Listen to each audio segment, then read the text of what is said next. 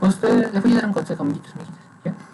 Ustedes si quieren tener amigos, tener personas cercanas o alguien en que confíen, no digan mentiras, no traicionen la confianza del otro y no hagan cosas indebidas, o que su mente se sientan pisador, cosas así que yo no tengo amigos.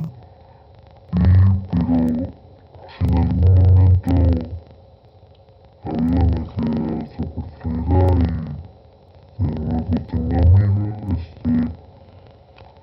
me reconciliaré con ellos y haré que confíen más en mí, amiguitos, amiguitas. Así que hagan eso, lo que les he dicho, y cuídense mucho, bendiciones, les mando un fuerte abrazo y éxitos para todos ustedes, amiguitos, amiguitas. Chau, chao, cuídense mucho y chau, chau.